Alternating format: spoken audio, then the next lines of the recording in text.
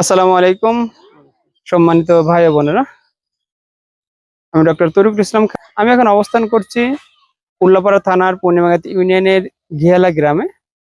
এই ঘিয়ালা গ্রামের রাস্তাগুলো প্রচন্ড বৃষ্টির ফলে যাতায়াতের অনুপযোগী হয়ে গেছে।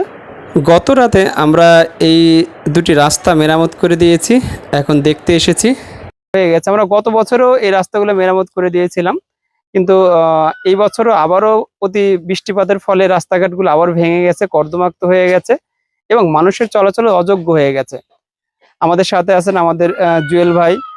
উনি অক্লান্ত পরিশ্রম করেছেন, কারণ গতকাল রাত প্রায় 11টা থেকে 12টা পর্যন্ত ওনারা কাজ করেছেন এই রাস্তাগুলো মেরামত করে দেওয়ার জন্য। তাহলে চলুন ভাই বোনেরা দেখি রাস্তাটা কেমন মেরামত হলো। সম্মানিত ভাই বোনেরা, দেখুন রাস্তাটা কিভাবে মেরামত করা হয়েছে। আসলে যেভাবে মেরামত করা দরকার সেভাবে মেরামত করা ব্যক্তিগত উদ্যোগে অনেক কঠিন। তারপরে চেষ্টা করেছি এই রাস্তাটাকে চলাচলের উপযোগী করে দেওয়ার জন্য।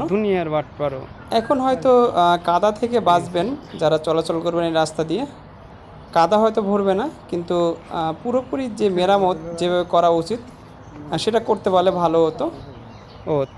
এটা আসলে ব্যক্তিগত উদ্যোগে সম্ভব নয়, এটা চেয়ারম্যান, মেম্বার বা এমপির দ্বারাই সম্ভব এই কাজগুলো প্রজেক্ট আকারে করে দেওয়া।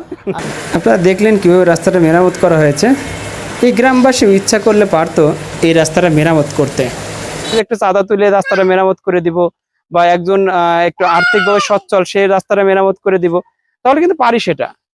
কিন্তু আমরা সেটা না করে কি করি, আমরা চেয়ারম্যান, মেম্বার বা এমপির দিকে তাকিয়ে থাকি ওনারা কখন এই রাস্তাগুলো মেরামত করে দিবেন। সুতরাং আপনাদেরকে উদারত আহ্বান রাখবো যে আপনারা এই রাস্তাগুলো যেগুলো আপনারা নিজেরা চলাচল করেন, সেটা হয়তো কারো বাড়ি থেকে পানি যাচ্ছে বা কোনো কারণে রাস্তাঘাটগুলো কর্দমাক্ত হচ্ছে, সেদিকে খেয়াল রাখবেন এবং এই রাস্তাগুলো যেন সঠিকভাবে থাকে সেদিকে আপনাদেরই খেয়াল রাখতে হবে। একজন একটা রাস্তার ক্ষতি করছে সেদিকে আপনার তাকে বাধা দিতে হবে, এবং একজনের বাড়ির পানি করে রাস্তাটা ভেঙে যাচ্ছে সেদিকেও আপনাদের খেয়াল রাখতে হবে। কারণ এই রাস্তাটা শুধু সরকারি সম্পদ না, আপনাদেরও সম্পদ। কারণ আপনার যাতায়াতের রাস্তা আপনাদেরই সম্পদ। আপনি যদি এটাকে রক্ষণাবেক্ষণ না করেন তাহলে কিন্তু যদি এমপি, মন্ত্রী বা চেয়ারম্যান বা যতবারই মেরামত করে দিক না কেন আবারও কিন্তু ভেঙে যাবে। সুতরাং আমি আপনাদের উদারত আহ্বান জানাবো যে আপনারা যারা আমাদের ভিডিওটা দেখছেন তারা এই বিষয়টা খেয়াল রাখবেন। আপনার আশেপাশে যদি এরকম রাস্তাঘাট ভাঙা থাকে বা কোনো কারণে ভেঙে যাচ্ছে, একটা বস্তা দিলে সেই রাস্তাটা মেরামত হয়ে যাবে, আপনারা সেটা করে দিবেন। এতে হবে কি, দেশের যে অর্থনৈতিক সংকট চলছে, এই অর্থনৈতিক সংকটে একটা সরকারের পক্ষে একটা দেশকে খুব দ্রুত এইভাবে রাস্তাঘাটগুলো মেরামত করে দেওয়া বা পাকা করে দেওয়া সম্ভব নয়। অতএব আমরা যদি একটু নিজেরা উদ্যোগী হই, একটু যদি নিজেরা প্রচেষ্টা করি, তাহলে কিন্তু এই রাস্তাঘাটগুলো ভালো রাখা সম্ভব, আমাদের চলাচলের উপযোগী করা সম্ভব। যদি কোথাও ত্রুটি হয় সেটা তৎক্ষণাৎ সমাধান করার চেষ্টা করবেন, যেন সেটা বড় কোনো ত্রুটিতে পরিণত না হয়।